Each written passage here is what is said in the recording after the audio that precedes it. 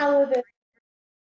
Also does lots of supports nonprofits with different media projects, has training courses for people in media. This is Tom Handel, the executive director. Am I forgetting anything? No, that's great, thank you. And when we joined with Portland Media Center, it's been a real game changer for us because it enables us to actually record all of these amazing events that we're having and broadcast them on community television and then also save them so people can have access to them at a later date. I'm having him come to a couple of the sessions here so we can provide a sampling of what Great Decisions is all about so people understand it. Is there anyone here who is concerned about their image or their words being recorded on community television? Yeah, television makes me look too old. Too old? I have that problem too. It makes me look too wide. I mean, other than you know, the fact that we identify as taller, younger, and slimmer than we actually are there other concerns? You can speak to me privately afterwards. I also want to announce something as an explanation of why I'm like twittering like a squirrel here. We have just gotten confirmation after a long period of waiting and requests that we are in fact going to have a Governor's International Breakfast this year. Of course, it's going to be on April 25th, and we've had exactly 15 days to put it all together. But we're really excited because we invited the governor this year to talk about what is sort of loosely the theme of our spring programming, which is global food insecurity and the challenge of eradicating hunger worldwide, which of course the war in Ukraine is contributing to, which climate change is contributing to. And what the governor is going to focus on is what is being done in Maine, which in many ways is modeled on the Sustainable Development Goals. How is Maine incorporating that in an effort to try and eradicate or end hunger in Maine by 2030 and connecting that to the world? So we're really excited. Tickets will be available online as soon as I manage to get it all set up in the blooming system. But that's our next coming thing. And with no further ado, I want to get to why you guys are here today. And I want to introduce my friend, colleague, board member of the World Affairs Council of Maine, Dr. Dakota Irvin. And I have to read his little bio over here. You did not mention the place of work, since it's being recorded. Got it, yeah. So, Dakota is, I met Dakota actually online, was it in the middle of the pandemic? Or? Yeah, Yes, it was. Yeah. So like me, Dakota came back to Maine and decided, you know, this academic business, maybe there's another alternative. But unlike me, Dakota is an accomplished scholar. He is a fluent Russian speaker. One of the things that I admire about him, his PhD is in Russian history from the University of North Carolina at Chapel Hill. And he did all of his field work for his dissertation in Russia, in Russian, correct? Correct. Which is quite extraordinary. And we are really fortunate because he continues to stay, even though he's working now, he's been worked for a while in financing, foreign direct investment in Uzbekistan and other interesting things, but he's always kept abreast of the social and political developments in Russia. And we're really fortunate to have him as our interlocutor on this subject and other things related to what's happening with Russia, US-Russia relations, and Russia's impact on the world. So with no further ado, I'm going to turn it over to you, sir. Thank you very much, Allison. I appreciate it. I appreciate everyone for taking time out of your day to come here. I think we should have a really interesting discussion. And I also want to thank Allison and Joyce for all their work putting this together. We appreciate very much this whole series, and I hope you all have had a chance to attend other sessions and enjoyed what you've done so far, which I think is great. I know they've all been a little bit different, so this one is maybe going to be a little bit different than other ones. I don't have a presentation prepared. I thought we would hold this just as a kind of general discussion. You know, I'd like to hear from you all as much as hear myself speaking. And so when we did this at OLLI, at the Lifelong Learning Center at USM, we kind of split the discussion up into two parts. The first part, we talked a little bit about the war in Ukraine, right? There's a lot of interest in talking about that and kind of discussing it. And I think that helps sets an important context for the very interesting reading that we have. I will note that this particular article was prepared by Francine Hirsch, who is a very prominent Soviet historian. I met her once at a conference, very wonderful woman. And she recently came out a book on Soviet involvement in the Nuremberg trials, which has, I believe, won some awards already. And so she's really an expert on this topic, and I think it's clear from the reading. So I figured we'd then kind of transition in some of the larger questions. We definitely touched on some pretty sensitive subjects in the Ollie discussion, particularly involving prosecution of heads of states for war crimes and the U.S. involvement in the ICC, which I think we could, hopefully discuss a little bit further then. But just to begin, so as Allison mentioned, I spent between 2010 and 2020, I lived in Russia for about 5 years, not consecutively. I lived in Moscow for many years. I also lived in Yekaterinburg, which is Russia's third largest city. Some of you might have read about that recently, because that was the place where Evan Gershkovich, the reporter for the Wall Street Journal, was arrested. He was actually arrested for ostensibly for visiting an industrial town outside of Yekaterinburg called Nizhny Tagil, which is where Russia's primary tank production is. I visited that small town about 5 years ago, so it definitely felt quite personal to me, knowing all these places he's been to. But for me, certainly no comparison to the people of Ukraine, but it certainly upended my life. A lot of my closest friends live in Russia. Some of them had to flee the country. Some of them have not been able to flee, especially a lot of academic colleagues that I have. For various reasons, they can't leave and are kind of trapped, something like prisoners, in an increasingly authoritarian and totalitarian system. To begin, I think it'd be great to kind of maybe hear some of your opinions about the war, what you think the reasons for it are, maybe what Putin's goals are, what this is all about. I can say, mea culpa, I was among the many people, including a lot of experts and people who've dedicated their lives to studying Russia, that were completely shocked on February 24th when this happened. It was maybe a kind of wishing not to believe something, but we just never thought that this country that we'd spent our lives studying, learning the language, knowing the people, could ever do something as monstrous as has happened. So I was in absolute shock. I continue to be in shock every day that this is happening. And the way that Russia's relationship with the world continues to change and has forever changed, really. So, let's start there. Does anyone want to speak to what was your reaction on February 24th when you saw or read about the missiles heading for Kiev from Russian territory? Does anyone want to share some experience there? Yeah. Yeah, well, as everybody knows, I've lived in Ukraine. Oh, wonderful. So, and I gave a talk to the group about my view of refugees and things like that. Because I also have a home in Poland with refugees in it. So, to say the least, I was shocked. Because it was, my friends and colleagues who were being involved. And how long have you been? How long have you been in Ukraine? I worked there for about 7 years, from 1998 till 2005, and I lived there from 2000 to 2003. Wow. Where specifically in Ukraine? In Kiev. In Kiev, wow.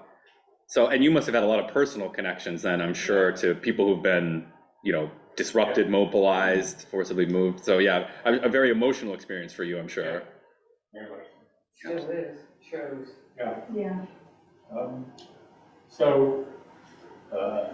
I think one of the interesting things is, and one of the things that's kind of come out, I've been listening to Timothy Snyder's lectures. Ah, yes. Everybody. But I think Ukraine was kind of overlooked for many years. And I know within the EBRD, one of the things they commented about Ukraine was that, we're never going to reform Russia, it's just too big. Too much going on. But Ukraine can be reformed, and we can actually, achieve our goals there. And I think that's true, as we've experienced with the Maidan Revolution and everything that's followed.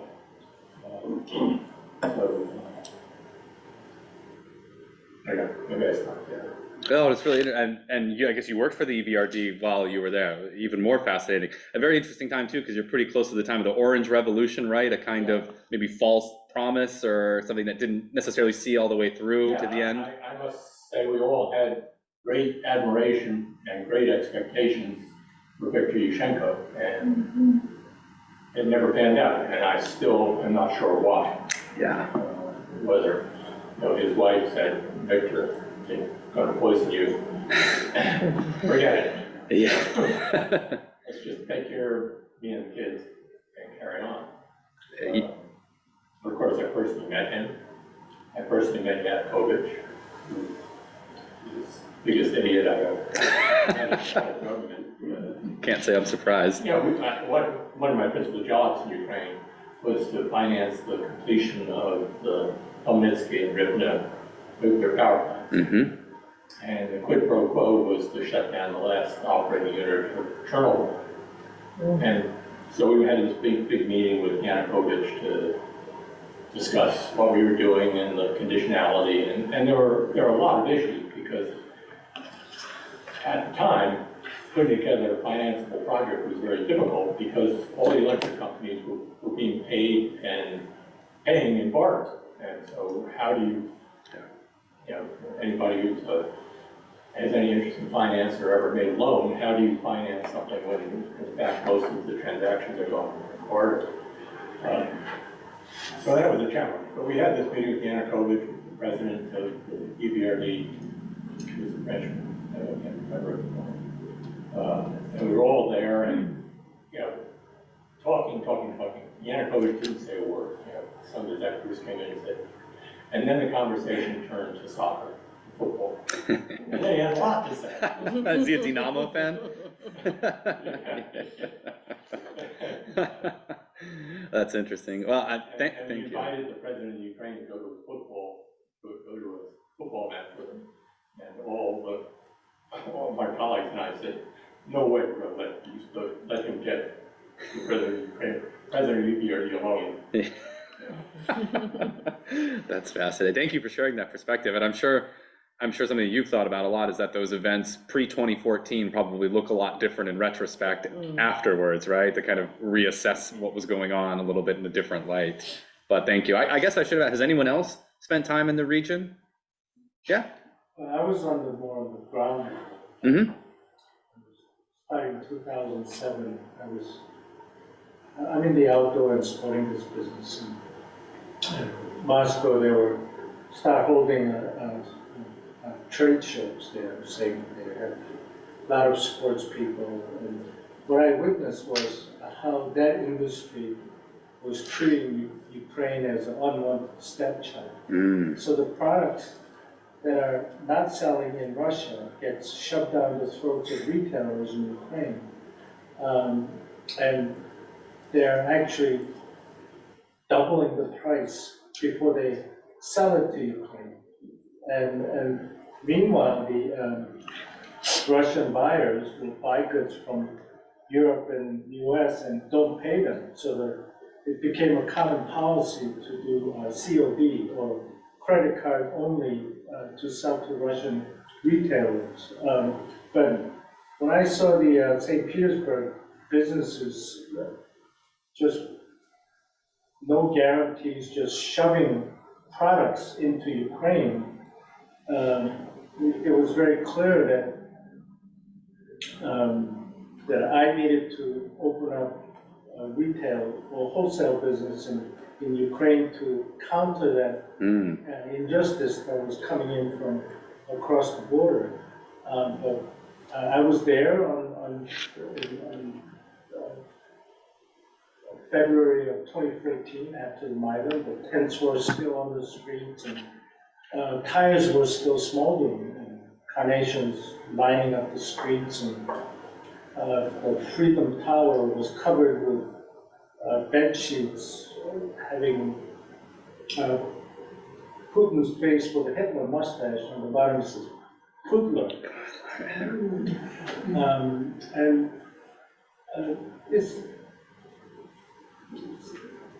I mean, in some ways, I mean, Putin has been crying that the encroachment of NATO countries since 2004, and I don't think anybody in this world paid any attention to that. And so that reached crescendo of February of last year. And you know, I'm not saying that justifies his action at all, but I mean, Bill Clinton came on NPR the other day and apologized for convincing Ukraine to give up nuclear weapons, and that could have prevented, if they didn't remove nuclear weapons, this war might not have happened. Mm-hmm. And the fact that, I mean, understandable, Russia wouldn't come to aid for Ukraine, but U.S. certainly should have came to an immediate aid in protecting the country. Not, so I have a lot of misgivings about how it unfolded, and that's my 2 cents. Well, thank you. Yeah, and certainly Russia was a signatory of that treaty, right? Guaranteeing Ukraine's territorial integrity in exchange for nuclear weapons. Yeah, thank you. Yeah. I have a question about our topic today related to Russia. Yeah. The war crimes. I was stunned that, and I don't know why, because I don't know at all, Russia doing all those war crimes. Do they know better? Talk about Russia and ask what is making them do this? Don't they know? They know what a war crime is. I didn't until I read all of this. I mean, it was immoral and unethical in my mind, but I didn't know they were officially agreed upon not to be done. And look what all they've done. What's that about? Yeah. Well, I think you've identified a really key tension here, right, between the moral position on war crimes and the legal position, right? That the definitions might not always line up, and how do you prove in a court of law? It seems like they still haven't lined up. Yeah, exactly. That kind of central tension. Well, I think that's a great question about, kind of why, is it a kind of element of Russian history? Certainly, we know Russia has, Russian leaders have engaged in kind of war crimes throughout the Second World War, long beforehand, crimes Well, I didn't know any of against their own this. people. Yeah. How about the 30s? Yeah, it was against the Great Purges, against Stalin. Absolutely.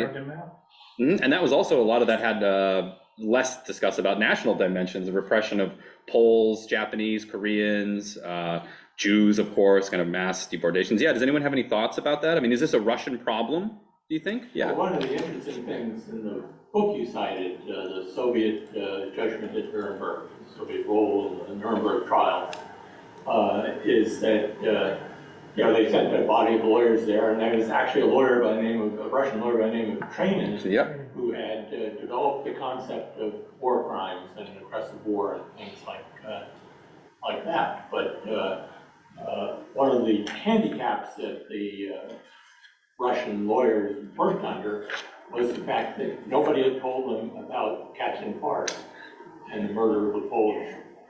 So here were the Soviets participating in a trial of the Germans for war crimes, while they had indeed committed a war crime and hadn't even been told about it. In a mass scale. And then also, I kind of mentioned it briefly here, but if you talk about within the course of peacetime in the Soviet Union, the dekulakization, the deportation of millions of people, crimes that if it were done during war, we would consider to be a war crime, but it was done during peacetime.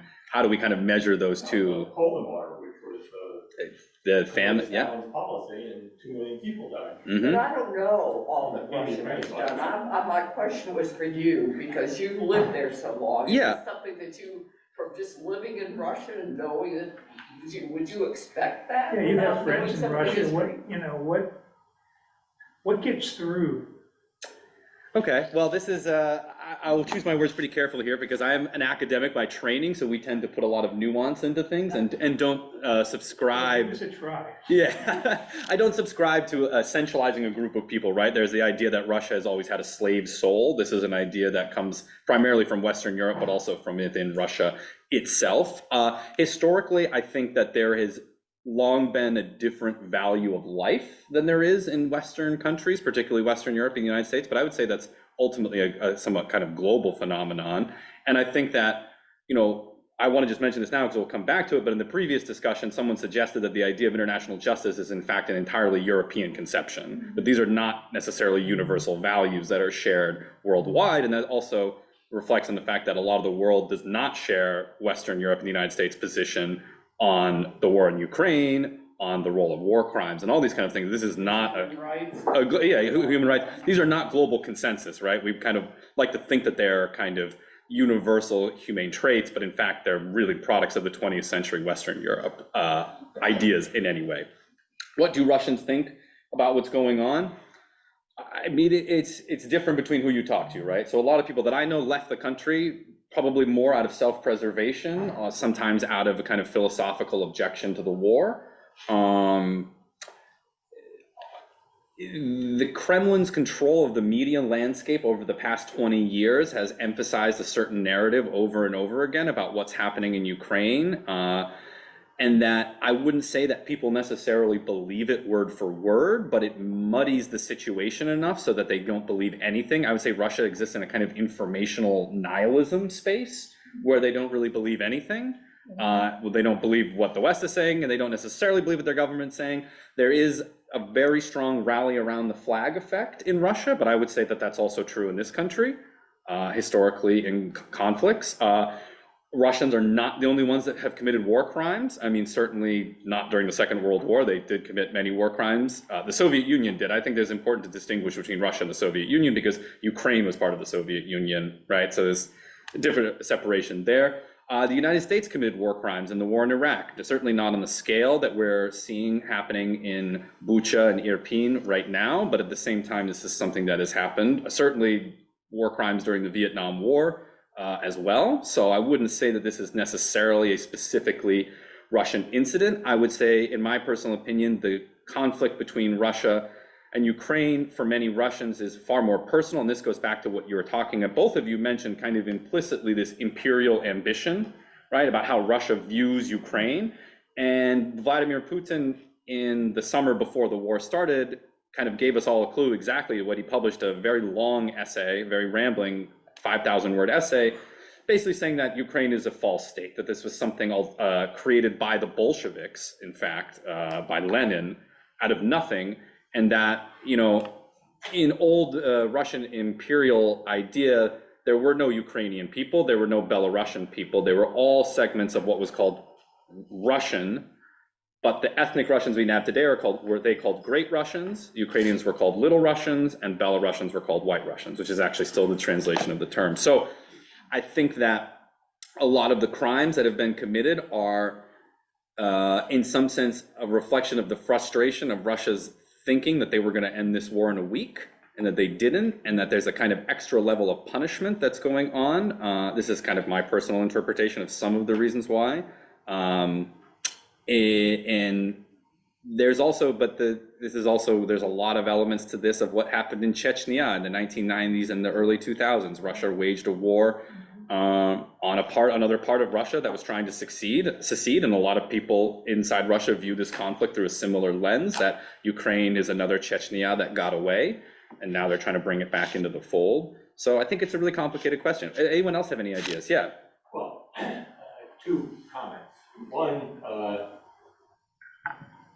and I can get you the reference, I don't have it at my fingertips. My wife's been listening to these phone calls between Russian prisoners of war and their parents. They're posted on Twitter and they're translated, right? Yeah, I know exactly what you're talking about. On Twitter and they're translated. And initially they were only in Russian. Yeah. But now they're translated. I think they may use artificial intelligence to translate. I think you're right. Yeah, they're not the best Very translations. interesting because they're saying, "Oh, sweetheart, I'm so happy to hear from you. I'm so glad you're safe," and things like that. And they have the parents can't believe what's going on, have a total misconception of what the war is and what's happening in Ukraine and what's happening to their children who have been sent to Ukraine. And my other comment is, there's another book, I can look it up for you, written by a Russian soldier, not currently, but who was in the Chechnya War, about the brutality inside the Russian military system. And it's just unbelievable how they treat their own people. Just extremely, extremely brutal. or a psychologist, but certainly that kind of treatment then leads to brutal treatment on the part of the people they encounter in the war zone. Absolutely, yeah. I believe what you're referring to is called Death of Shina, which is the rule of the grandfather. It's a kind of hazing that's done in the Russian military. It's basically the most brutal kind of thing where subordinates and new recruits are treated in absolutely inhumane ways as a kind of Russia's a very vertically authoritarian country, so your superior treats you poorly, their superior treats them poorly, and it kind of all rolls downhill. But yeah, thank you for that. One Soldier's War by Arkady Babchenko, yeah, of course. Yeah, this is I've not read this book, but I'm familiar with it. And another book, Anna Politkovskaya wrote a lot about the Chechen War and the brutality that happened there. And that's a largely forgotten conflict in the West, but I think something's important to contextualize in Ukraine. Yeah. Well, also, I think one of the reasons, or one of the motives for Ukraine is the ethnic cleansing. Mm-hmm. They keep saying this is not a country, shouldn't exist, and we're going to take the children, and we're going to just wipe out the cities. And as far as the brutality in the military, they just recruit people out of prisons and make them cannon fodder. Mm-hmm. Yeah, a lot of them die. Yeah, so the Wagner private military group. Yeah, absolutely. And now actually the Russian Ministry of Defense has taken over recruiting directly from the prisons. But we're talking like 60, 70,000 people they've recruited directly from it, which shows you how the government views the war, right? That it's not popular enough to have mass mobilization yet, but we'll get there soon. I guess he's teetering on the edge of doing it again because he's... Well, certainly today's news about the changes to the law about the delivery of draft messages and people not being able to own property. Yeah, it's probably coming, although I think that a large-scale drafting of millions of people, we're a bit away from that. But if the spring counteroffensive is successful, we might get a little bit closer, but yeah. I know, I'm coming from a little bit more naive position because I haven't worked or lived in that whole region. One in the invasion itself, my sense was just like, how can they do that? I mean, it's a very simplistic, wait a minute, in this day and age, how can they just get away with it? And my feeling, I mean, again, simplistically, and I know the threat of nuclear warfare, which really irritates me that we believe the Russians and would they really do it, but that is thinking, I don't really want us to go to war, but what choice is there? I feel really overwhelmed by that, because if that can happen there, it can happen here. I mean, we're a Western democracy, and Ukraine more or less a middle, almost Western, almost a member of NATO. The other piece with the war crimes that I wanted to kind of put on the table is, to me, there's a huge difference between, let's even say Vietnam that I'm aware of, carpet bombing to flush out the enemy. I don't like that, but I mean, bombing villages or whatever, yes, there were, but then between that and individual torture, that we have seen results, they've been documented in terms of various ways in which people were detained, the children being taken away, the individual torture of people before they were killed, or to kill them. That piece is also something I would appreciate hearing more about, like, where is that coming down from the line of the Russian military, that everyone is treated so poorly that they're traumatized and they're acting out? I don't understand that. And how do we delineate that kind of behavior from they're bombing schools, they're bombing hospitals, they're bombing infrastructure, which also upsets me a lot. But it's at least generalized, not specific. Take everyone in this room and one by one reduce us to bleeding, sniveling, inhuman people, inhumans. Not different than what happened yesterday. I'm sorry? I can't hear you. Different from what happened yesterday. I don't know what you're referring to. Bank.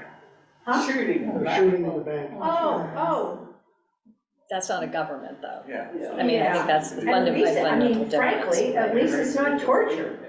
I mean, I don't like the idea, but anyway.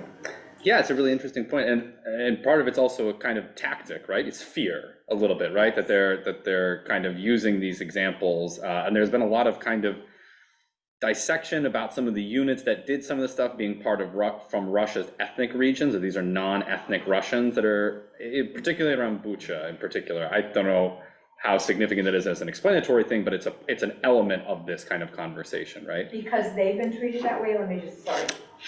That they're acting that way because as non-ethnic Russians. Yeah, I mean, I'm not a psychologist. I don't know how much kind of academic research and literature on this is exactly about the mentality of the people, the perpetrators committing crimes. I mean, a lot of this stuff historically in the Second World War is like a kind of, like you mentioned, a combination of trauma, groupthink. I don't think that ideology plays a huge role in this conflict as it did in other ones, because there really isn't an ideological motive for this. Cruelty. I understand that the, people who are coming from the distant regions of Russia to, as part of the army and things, were actually amazed at the level of affluence that they found in Ukraine. And not only them, or ethnic Russians as well. I mean, the fact that they were stealing washing machines and refrigerators and televisions and all this stuff. Yeah, the level of economic, because certainly the idea held in Russia is that Ukraine is a very poor backwater and that they can't live as well as we do here, but in fact, in some places they live better, which is... In fact, that goes to one of the real issues that Putin has, is to have a successful, economically successful democracy on his border, demonstrates to ordinary Russians that they could have the same thing if they adopted some of the principles. Absolutely, it's a challenge. Yeah, that's a good point. I think you got your hand up. Yeah, I wanted to return to your first question, which was, what was your reaction? My reaction was not one of surprise, but it was one of, I don't know how to phrase it, I guess. I was surprised by the stupidity of it. Okay, but I wasn't surprised by the progression of it, because as you mentioned, you got Chechnya, you got Georgia, you got Belarus, and he's just trying to continue to build a ring around. And I've never really thought very much until your mention of it, in terms of the Russian psyche. Because I've been a little bit surprised that Firing Line did a report from inside Russia about the parents of soldiers who have been killed and their reactions. And just in watching the panning of the neighborhoods, I saw that the Russians were a heck of a lot better than what I had thought they were. But I also saw that they were still back in the 50s, 60s in terms of the development of these quote suburban neighborhoods outside of Moscow. Why did you say stupid? Why did I say stupid? Yeah. Because I knew that the world, led by the Western countries, would come down on him with everything that they had, and unfortunately that hasn't happened. Has anybody talked about actually taking him out? I think about it. I would ask how. Really tough to get to him. It was, The fear of unknown. Who's going to replace him? Thank you. yeah. And the issue then becomes, Yes. if Russia loses this war, what happens to Russia? What follows it? Will Russia break up into its constituent parts? What happens with the nuclear weapons that Russia has if chaos ensues in Russia? There are some very serious implications. So. Absolutely. And I also... One other thing that I wanted to ask you is that there was a very short article in Time magazine prior to the invasion. In fact, it was prior to the election, okay, saying that Putin's man was, running against this comedian, and the comedian won, of course, we know that. Zelensky, yeah. But in that article, it said that the presidential candidate's daughter was Putin was her godfather. And I'm saying, to what extent do these interpersonal relationships play into national policy when you have one or two people at the very tops of these? That's a great question. A bit too entangled there. So you're talking about the comedian, you mean Zelensky in the previous election against, I don't think anyone could call Petro Poroshenko's main opponent Putin's man. He's actually more anti-Putin at the time than Zelensky was. I believe who you're talking about is the daughter of Viktor Medvedchuk, who was Putin's man in Russia, a kind of disgraced no-name politician. He's not a no-name, he's a kind of oligarch figure. But the interesting thing in that, and he was obviously captured by the Ukrainians and then traded in a prisoner swap later, was that, from the reporting, is that basically Medvedchuk functioned for Putin as a kind of distributor of Kremlin money to bribe Ukrainian officials to basically support Russia when the invasion came, but either he stole the money himself or the officials took the money and didn't do what they were supposed to do, because Putin expected, by hearing from people like Medvedchuk and the FSB, the successor of the KGB, that that's why that's one of the first trucks that crossed the border had parade uniforms in it. They thought they were going to go straight to Kiev, and they were traffic police in the initial part of the invasion. They really did not think that there was going to be any kind of one. They thought they were, I can't say this for certain, I don't know anyone can, that they were thinking they were going to rerun Crimea at a much larger scale, right? Crimea was largely a bloodless transfer or seizure of power, and then a kind of false referendum, held at gunpoint to join Russia. Can I ask you a question there? Mm-hmm. Because it's relevant to the discussion.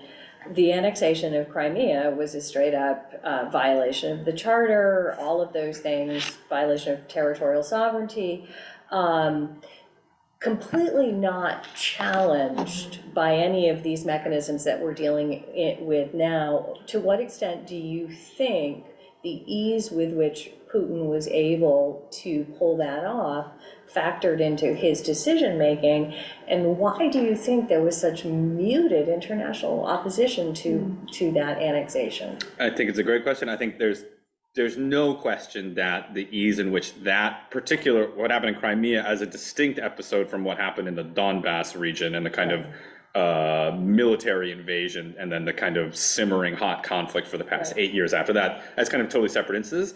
Yeah, absolutely. I think there's no question that what happened in Crimea and the kind of speed at which it happened, and the lack of response from Europe and the United States, in some ways, kind of absolutely paved the way for him thinking this was possible. I would also mention I think that the US withdrawal from Afghanistan also kind of played into that, is an idea that no one's going to stay here and fight. I will say that I don't think it's Kremlin propaganda to suggest that the situation in Ukraine is substantively, or the situation in Crimea is different than the invasion of Ukraine, given the kind of historical political composition of Crimea, much later becoming politically, as defined in the Soviet Union as part of Ukraine in the 1950s. I think it is different. It's still illegal, and it was still an illegal seizure of power that should have been punished, but it's much different than the claims to the Donbass, New Russia region in southern Ukraine. I also think at that point in time that it was clear that Europe and the United States, mostly Europe, but that Russia was integrated into the European economy. Russia, I know they said it's quite backwards. It is backwards in some parts, but you would be surprised. In Moscow, the digitalization in public transportation dwarfs anything this country has. I used to use Russian banking services, and it's 1,000 times better than what we have in the United States. So it's really uneven development, but Russia was and is a major economic powerhouse. So the idea of, the sanctions that happened after February 24th, 2022 were like the nuclear option, right? That was kind of seen as something that was not something that people were willing to do, especially because the seizure of Crimea ultimately was not really a conflict, right? And that no one really died. Like, it wasn't a war. So I think that that's a significant difference in that.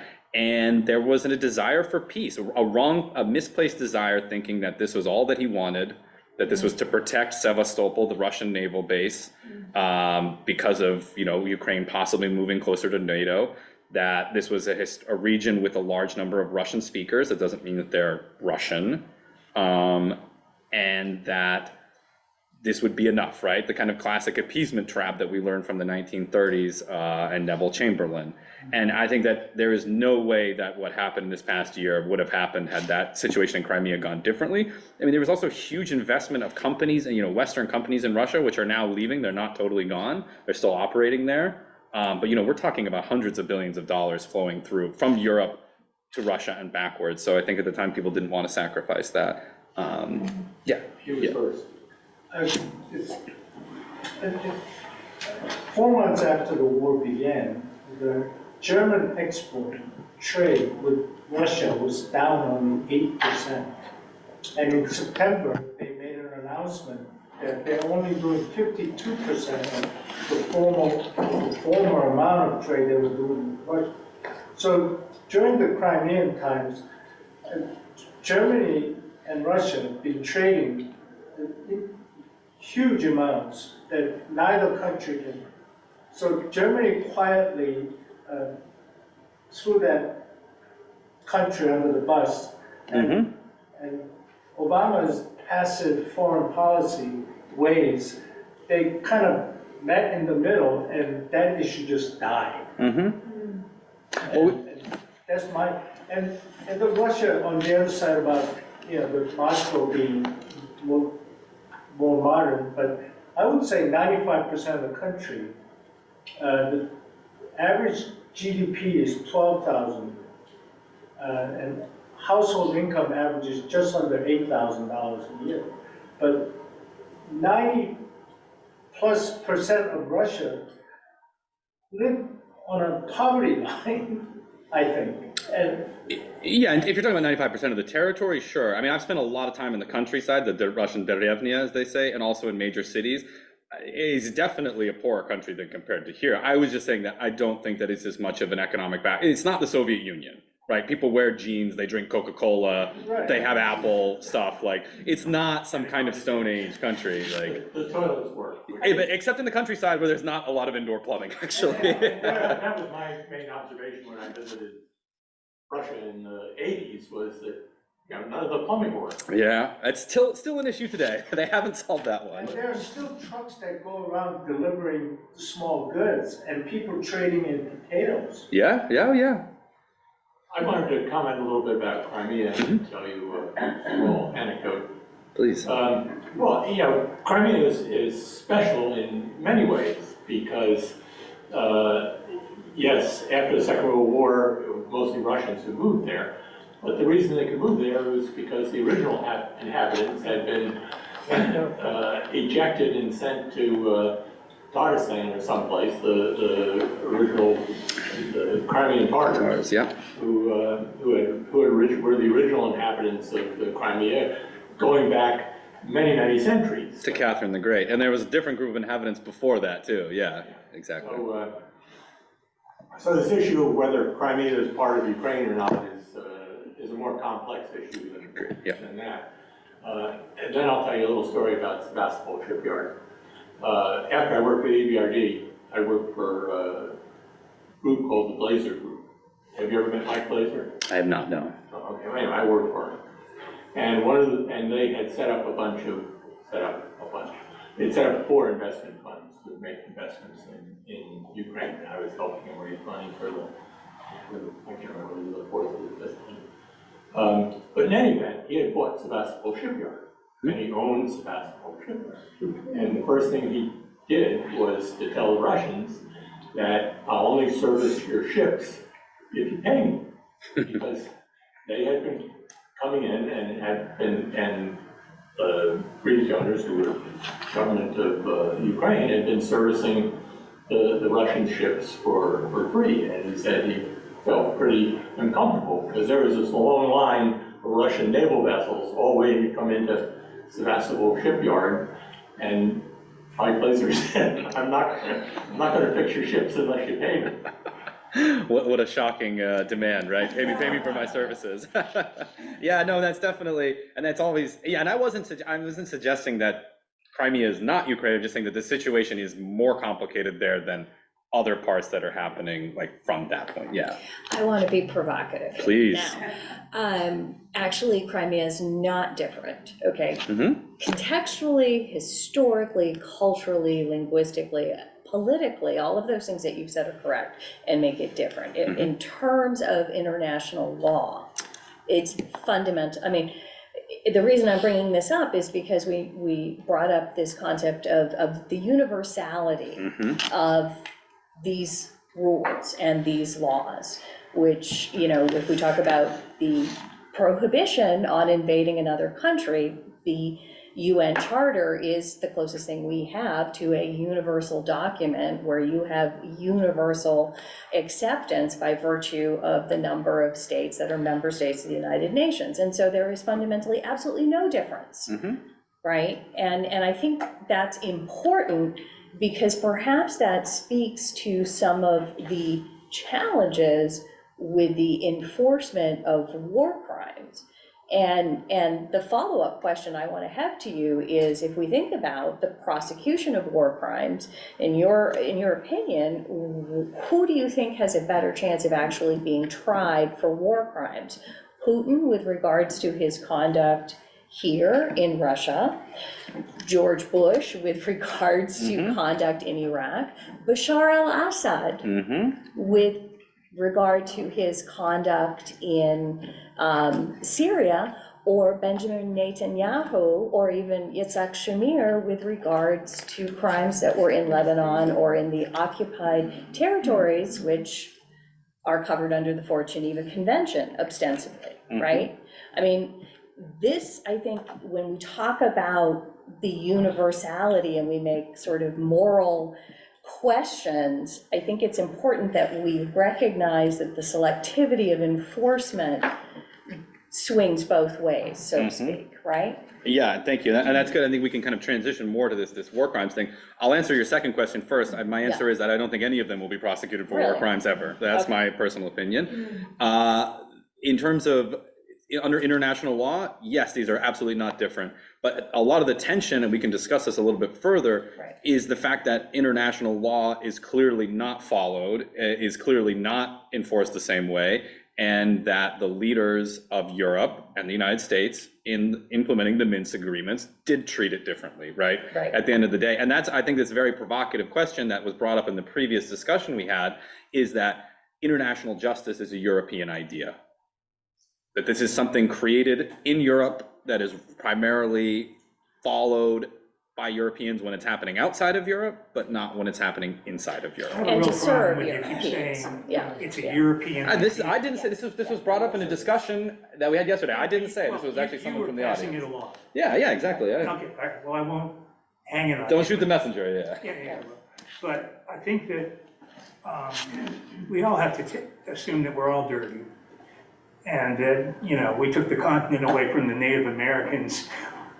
What we did in the Civil War, we won the North won the Civil War by all-out war, doing pretty much, not quite what Russia's doing now, but really obliterating the South because it was feeding the Confederate forces. It's been around a long time, but I know we don't like talking about universal values. But I tend to go with the idea that there is something that is a human, human rights are something, that the idea of representative government, the ability to rectify even the worst stuff that we do, from Miley, Rusty Calley, that's all out in the open. Bob McNamara, the Vietnam War has been really aired. Now, there are people in the United States that still think the Vietnam War was righteous. But I think the view of history, we put stuff out in the air to be seen. And it doesn't make us a lot better than anybody else. But I think that, and I say we meaning the West, I don't think I think that the United States had a big hand in the values that came out of the Second World War and the creation of the United Nations and Nuremberg, which is sort of the fulcrum for this idea of trying some kind of justice, and the ICC. But I don't know, I'm just kind of trying not to be too bald-faced about it, but I don't think it's just European snobbishness or insularity or American exceptionalism that we kind of go for. We've had Trump, and Trump certainly is all over this mess, I think. But we deal with it somehow. And I don't see a mechanism internally in Russia that's going to deal with this. Mm-hmm.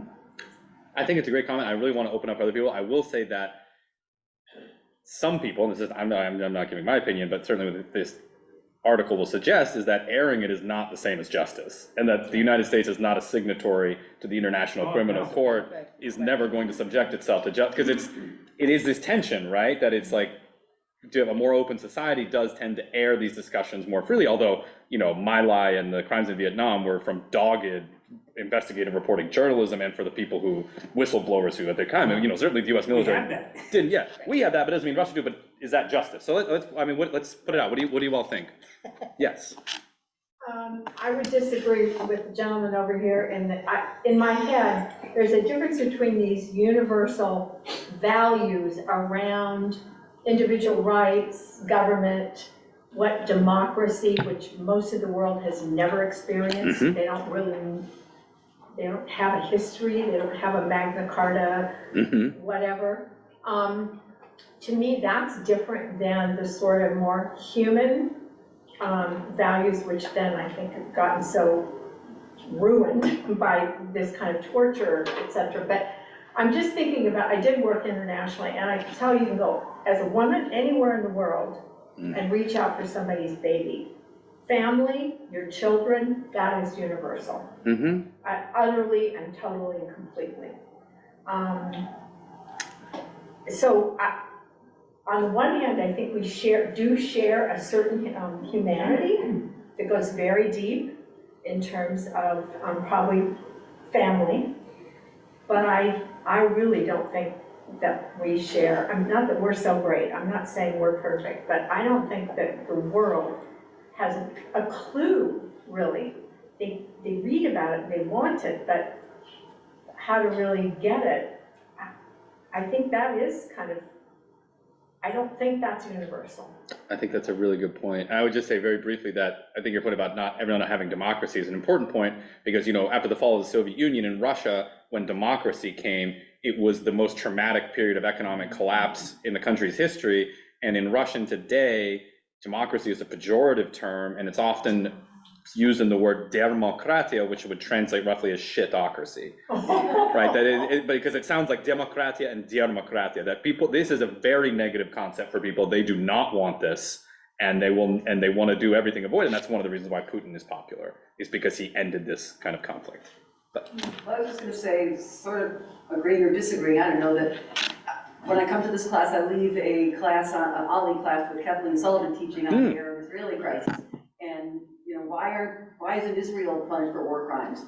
I mean, truly, I'm in horror at what I learned, what's, you know, happened. And that most of us growing up in the 50s and 60s, we learned about the poor Jews, and they needed a country because they were killed in the Holocaust. And I'm definitely sympathetic to that. But so they kicked out 750,000 Palestinians. I mean, I don't get it now. I don't get it. And Allison, you've been talking about that for a long time. I'm beginning to get it now. But I mean, it's just so true. When our country, and your comment about people read about democracy, hell, I don't think 9/10 of the world reads about democracy. They are literate. You know, they can barely get a meal or fresh water. So I think people get by the skin of their teeth. And we traveled to the Soviet Union when it was the Soviet Union in the 80s. And and they're like, they didn't complain. They had food, their daily needs were met. So when democracy fell them, they didn't get their bread anymore.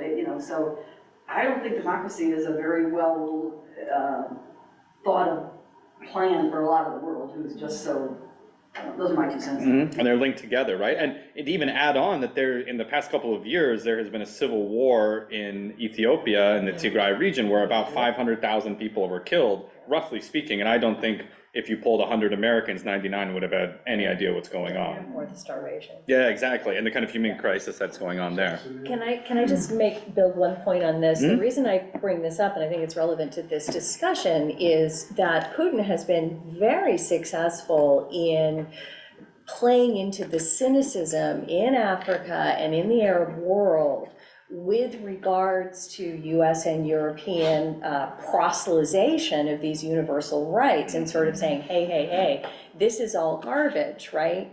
And that really has been frustrating to me, because I think it undermines our ability to really uphold these norms internationally. It's kind of like our Achilles heel, because, you know, I beg to differ with a lot of you when I interact with people in Africa or in the Middle East. They crave democracy, they crave justice, and in fact, they can articulate some of our principles of human rights and our principles of democracy far better than the average, you know, high school graduate in the United States, because they recognize it as something that they are deprived and denied, coupled with this incredible bitter cynicism, right? So the American ideal is something that resonates, that they crave, but they are frustrated with the practice and the application. And it's something I wish that our diplomats and our foreign policy would pay more attention to. Well, then I wonder who's doing more to undermine the US in Africa, Russia or the US, right? We're doing our own. Right. Yeah, China, over here, yeah. Russia is not a signatory to ICC, right? Then nor is the United States, yep. Right. And nor is Ukraine. Right.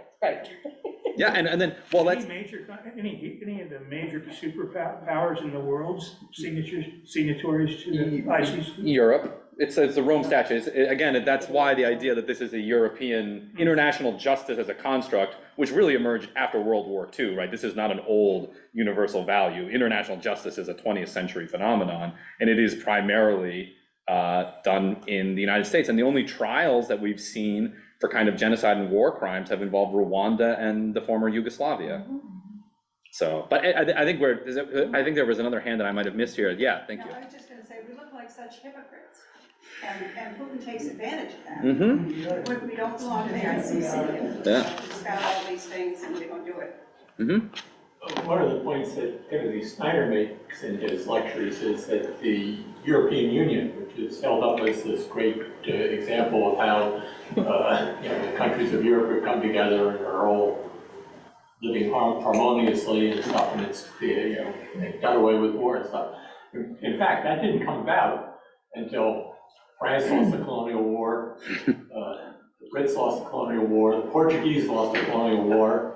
Germans lost the Second World War, which in Timothy Snyder's point of view, it was a colonial war. And so it was only the fact that they lost these colonial wars that brought them together to form the European Union. And it's a great place to live if you're already there. If you're coming on a boat that you're trying to get in, it's not so good. But I think one interesting thing I did want to, and I think we should move to talk more about this kind of prosecution and sovereignty versus justice. I did want to note one thing, and when you talked about the Russian psyche, as a historian, I tend to just avoid any kind of essentialization, right? That there's no kind of Russian soul, there's a way that there's no American soul. People are different. But I will say that pretty much every person I've talked to, and I know this goes, the Russians will say this, the Kremlin will say this, and every person I talk to, they have a kind of cynical nihilism that they think the rest of the world's politics are just like theirs. That the United States is run just like Russia is, we're just better at PR.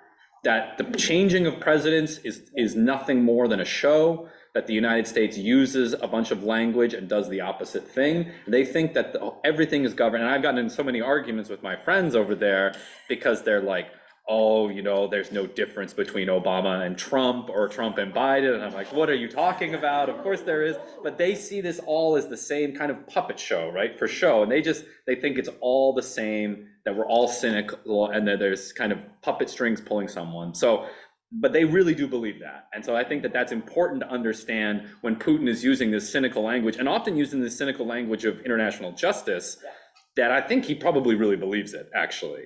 And a lot of them do, so. People here would believe that. I was gonna say, yeah, it's not just a Russia. Maybe not as many, but, Mm-hmm. they think the same thing. And I think unfortunately more are falling into that. Yeah.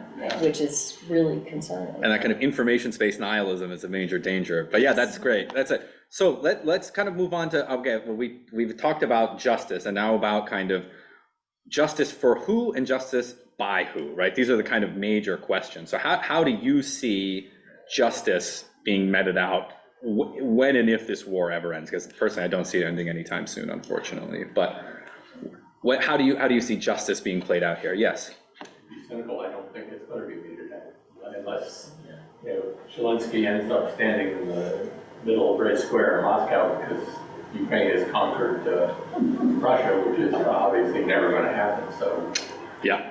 The only time justice is really carried out is when somebody really wins the war by totally crushing the other side, or a big power steps in, which is the case in Rwanda and Yugoslavia. Mm-hmm. Yeah, which seems, unfortunately, despite the Ukrainian military and Ukrainian people's heroic efforts, seems a bit unlikely to see them marching through Red Square. But we can hope. We can hope, right? I think, I would be very happy if they just got their internationally recognized borders back. I very much with you on that one. So yeah. One thing I noticed in Russia during the 80s, 90s, and 2000s was that nobody trusts anyone, including their own family members. And they're very careful about what they say to their sons and daughters because they will get reported to. And it just seems like the spirit of trust is bankrupt in Russia. I mean, it was just unbelievable. When you ask questions, they don't hear the question. They think about what's underneath the question. Every single question. So I didn't know how to ask questions. Yeah, as I said, a lot of it is a survival tactic, to be honest, when you have a series of regimes kind of, the truth is a very difficult thing to understand in Russia because no one ever really knows what it is. I think it's a good point. But so, is I would say, justice for who, by who, starting with the first part, for who should be held, I think we can all agree that in an ideal world, Vladimir Putin would be held responsible for war crimes in a kind of international kind of tribunal, right? Would we say the same thing about George Bush? No, of course not, because he's ours. Okay. Well, of course not. But that's okay, and that's what we talk about the rest of the world to see. So I mean, but Statute of limitations is passed. okay. So generally speaking, so we wouldn't expect, or like you suggested, Netanyahu. I mean, Probably Shamir. Sharon is dead, but it's actually Shamir, I think we can say for sure. Yeah, al-Assad, well, and that seems. Bashar al-Assad, he's getting his seat back in the Arab League, which is just nauseating. It's kind of reversing a lot, but do we think that, I think there's a lot of emotion kind of in getting, but this text is a lot about the kind of balance emotion with legal kind of responsibility and jurisdiction and how you kind of square that circle. But would it be extraordinary? Does Vladimir Putin deserve to face international justice more than anyone else, or less than anyone else? I mean, what do you all think about this I think question? he's the most culpable Okay. person in the world right now. Right now. But he's not firing the guns. So the next, yeah. He's not firing the guns.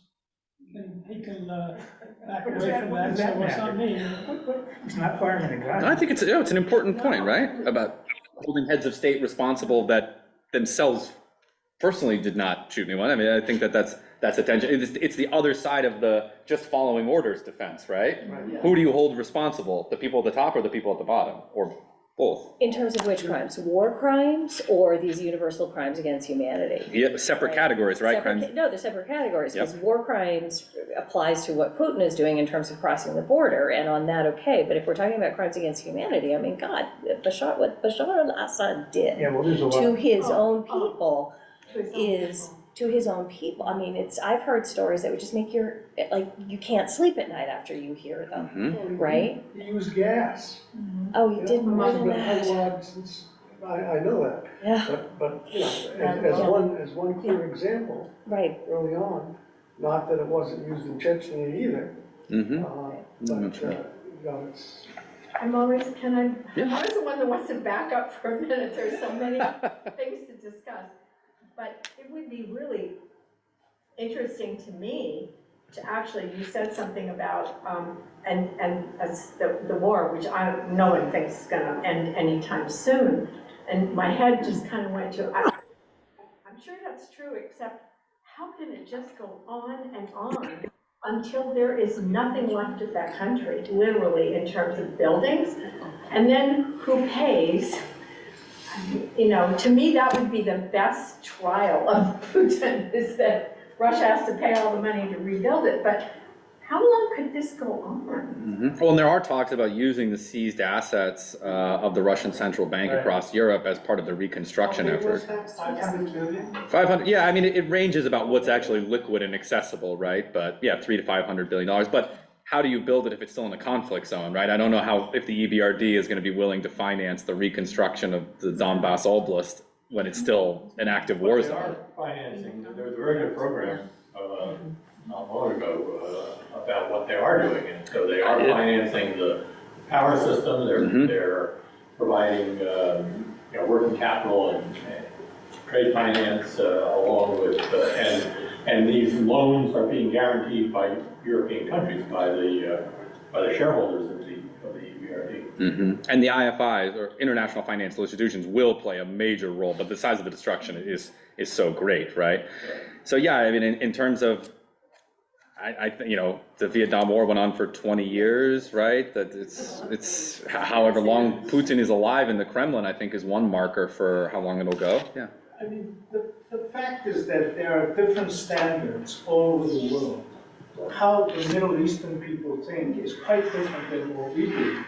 Yeah. I mean, before I go to each country, I studied their business ethics.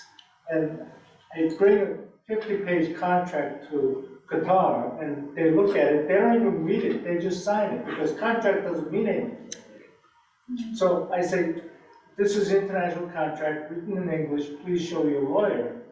And then I ended up highlighting important paragraphs, which I know they're gonna violate, but it doesn't mean anything.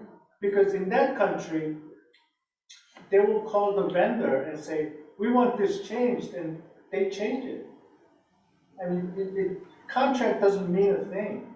So we have different standards all over the world. How they think in China, Korea, and in Saudi Arabia is different. So we are applying Western standards to all these events that are taking place, and we're talking in terms of our values. So I think we need to think in terms of our values, but at the same time think in terms of how they're thinking from their standards. Well, this goes back to our original question about international justice being a fundamentally European idea, right? That extending it outward, that gets problematic, and that, certainly the opinion polls and the way that other countries, for example, India and China, and also a lot of smaller countries in the Middle East, are not following the Western sanctions regime, shows that there is no global consensus on the conflict in Ukraine, and a lot of places think that this is just another European civil war. Yeah. I was gonna ask, is that because economically you think? I mean, that India or the other, India in particular, I guess? Primarily, for sure. I mean, absolutely. They have a chance to get discounted oil and discounted energy, right? You would do that, but I wouldn't also discount. Another piece of that is also that Russia has a large diplomatic network as a result of the Cold War and the Soviet Union's kind of promotion of anti-colonialism, particularly strong ties with India, formed in the 1960s, 70s, and 80s. Also, South Africa is an important one, right? That the Soviet Union supported the African National Congress against the US-supported apartheid government, and now the ANC is in power, and it is basically implying that they're not going to execute the ICC's warrant if Vladimir Putin comes to visit South Africa. Maybe that's where he'll retire. And they didn't with Omar Bashir of Sudan. Exactly. And so that's another key part, that this is not, I don't think it's just purely economic, and I genuinely do think many parts of the world do not see this conflict as anything special, right? I mean, if 500,000 people died in Iraq, right? we're not quite, hopefully we don't get anywhere near that in Ukraine, but that's something that most people, doesn't trouble most Americans anymore. So why would it trouble people in the Middle East? I know that, I'm not saying that's my bad, I'm just saying that this is definitely ideas that are circulating out there, and then we have to kind of figure out how to reconcile that, right?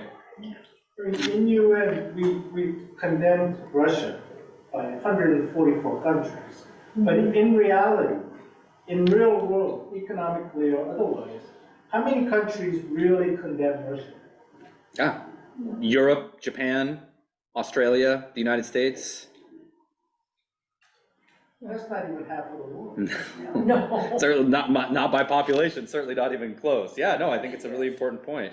By money, yes. Yeah, well, yeah, by money, by GDP, yeah, it's a significant concentration of the world's GDP.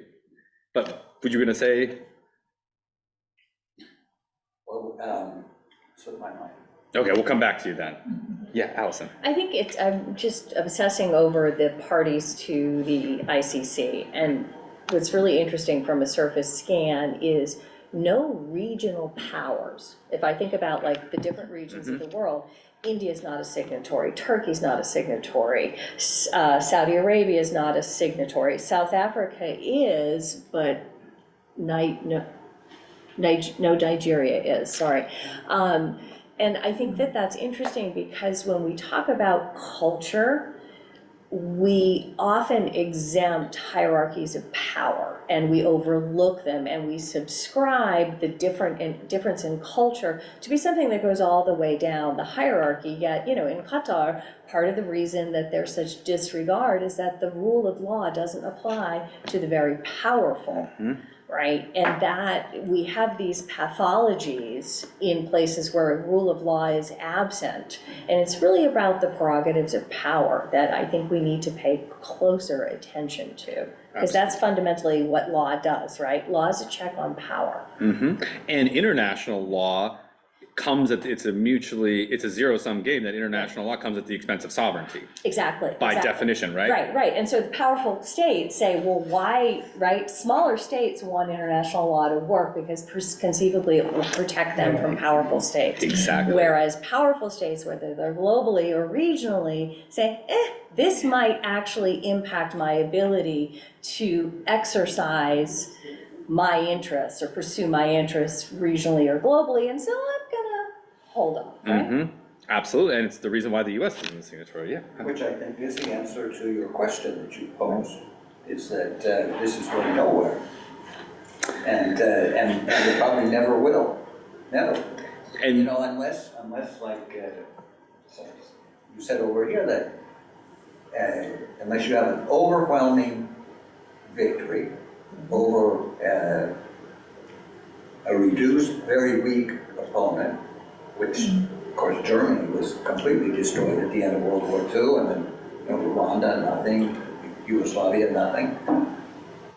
Nothing's going to happen. Putin he will never be punished. He might be killed for what he did, but it's not going to be by a condemnation by any international court. So can I ask, does your pessimism extend to the international organizations and their effectiveness? I mean, if you think nothing's going to be done here, what about the global system of international organizations? Well, that's different, because a lot of the international organizations, I think there's a tremendous tendency to conflate the specialized agencies of the United Nations with the United Nations. And they're very, very different in every respect, from mandate to membership, so it's quite a different system. The UN itself is dealing with war and peace, and what could be bigger and more important than that, but UNESCO is not. Well, and obviously I asked that question for a reason, but thinking about the big UN, the fact that, with the ICJ, which ruled in Ukraine's favor but has no real teeth, it's enforced by the Security Council, which is currently being chaired by Russia. Right. And they've got a veto. Right. So that system, that everybody put in back in 1945, the Security Council has tremendous responsibilities, but If one of the big guys doesn't like it, I think your point is very well taken, that at the international political level, the United Nations is kind of dysfunctional because of the veto of the Security Council. But I think you have to give credit to the United Nations and all their specialized agencies, because they do a lot of very good, very important work. And, yeah, and I think one needs to recognize that, not conflate the disarray. it happens all the time. Yeah. You know, I worked at FAO, and I can't tell you how many times I see something written in the press that says the United Nations has said, you know, something to do with the food and ag. Well, it's not the UN, it's FAO. And it's different. I mean, you know, they're cousins, but they're not the same thing. And are we in the kind of political level, this came up in the discussion previously we had last week, but, are we just repeating the failure of the League of Nations again? This was established in a particular time period after the Second World War under a certain set of political conditions that are not really in existence now. Is this still fit for purpose? Is it still doing what it was intended to do if we can have this situation that we do right now? Does the Security Council work? It's the only hope we've got. Yeah, that's what I was gonna say. I was gonna say, are there any other options? Yeah, well, If they tried to redo the Security Council, we wouldn't agree. I mean, you never get that set up again. The reading ends with talking about the Security Council. And could there be a change? And I don't know what you think about that. I was sort of turning it over in my mind thinking, pretty hard to change the Security Council. But it's true, it was set up in 1945 or 6, whatever, and Russia should not be able to control, Security Council. Now, maybe, I don't know what you do with a logjam like that, but there should be other countries that should be permanent members of the Security Council. And maybe India, maybe Germany, maybe, I don't know. With a veto? With a veto, like the permanent members? I don't know, I mean, maybe the structure of it has to be different, in terms of the veto. Majority? Well, they were talking in the paper, in the article, about the United States pulling out of the Security Council to maybe jolt things. I mean, that was at the end of the piece. I don't really see that, but we're kind of casting around for some, I mean, it's a unacceptable solution we're looking at here, right? Putin goes on, the war goes on for a long time. We may have a lot of high ideas about all of this, but can anything be done to alter the course of this? Absolutely. Everybody, all the permanent members who have a veto say, we surrender our veto. Right. Yeah, but that's not gonna happen. Of course it's not gonna happen. Yeah, but I mean, No one's gonna give up the power they have. Yeah. Well, there was one change, okay? And that was originally Taiwan was recognized as representing China, okay? And yet that did change, so membership can change on the Security Council. Yeah, and there's been talk about, that Russia was not the true legal successor of the Soviet Union, therefore they should be removed. Personally, I don't put a lot of hope in that kind of development, but, maybe we'll see that. Well, But can you give us a little hope here? that's not what we came here for today, right? I do want to, so in the kind of final 10 minutes, I want to return to that question that I was posing, justice for who, by who? And I think that one of the things that this article doesn't really get into a ton in terms of international justice, but is justice best served by Vladimir Putin sitting in trial in The Hague or in Kiev, right? Or in Moscow? Right. Justice by, who is meting out the justice here, that the real victims of Russia's war and aggression are in Ukraine, and to a much lesser extent, but an important extent is also many of the Russian people, particularly people who have been jailed or like Boris Nemtsov executed in front of the Kremlin. But the idea that, is justice truly set out by a quote unquote objective legal entity in the Netherlands, or is it something that needs to be done in tribunals held in the countries where the action is happening? I mean, what do you think about that? That's interesting that you raised that, because there was a talk by Partners of World Health recently, that this issue was raised precisely with regards to some of the war crimes in Africa at the Civil War level. And I was sitting on the opposite side saying, we need to have that international jurisdiction. And the challenge that was pushed back to me was, why? Why don't the people who suffered, whether it's in Cote d'Ivoire or Liberia or wherever, or Uganda, get to determine how they want justice to be pursued? And if they want amnesty, because amnesty will help them repair their country and move past, then shouldn't they have that right? And I think that that's a really interesting challenge, and it gave me something to really chew over. I think that was modeled in South Africa. Yes. With their truth and reconciliation. And how they came to form a more modern country. A more, quote, democratic country, dare I say that? For now, although certainly the news coming out hasn't been inspiring lately. But yeah, that's a really interesting. Does anyone else have any thoughts about this? You know, what's the balance between international justice? Again, going back to our idea that this is a kind of, and the fact that the court is in The Hague is even more kind of Eurocentric, hammering the idea of kind of objective, because, you know, it's balancing these legal requirements with the messy life of human beings. So does anyone else have any thoughts about this? If you look at Germany at the end of the Second World War, who within Germany, did Germany have the capability to carry out a trial like that? I think not. Yeah, and they did, after the Second World War, conduct many trials in which a lot of people were amnestied and then went on to serve in the government of Konrad Adenauer, supported by the United States. So yeah, no, I mean, I agree, but is it an international organization led by Western powers' decision to make whether a country's able to prosecute afterwards? I'm just asking the question, you know, whose choice is it whether they're able to have these trials or not? You know, the Soviets thought that the Nuremberg trials were going to be a show trial. They have a lot of experience. They had quite a lot of experience in those. Yeah, exactly. Any other thoughts on this? I have one of my college roommates is Ukrainian.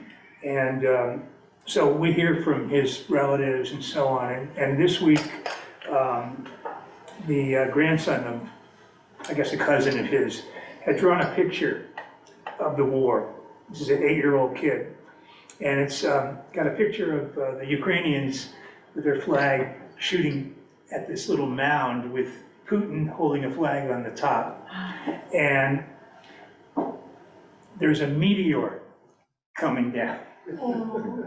And so it's an intervention by a meteor.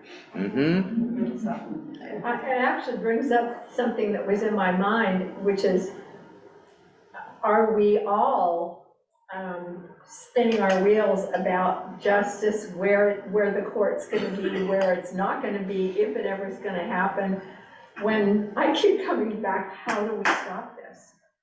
And, you know, maybe we need a meteor, I mean, but I keep coming back to that. How many more people, how much more destruction has to take place? Like, can this just go on and on? You know, I sound innocent, dopey, but I can't believe it can just keep going. The Ukrainians, I mean, as I have a little link into that, are just flat out, we're in this to get our country back, Crimea too, and Donbass and all of it.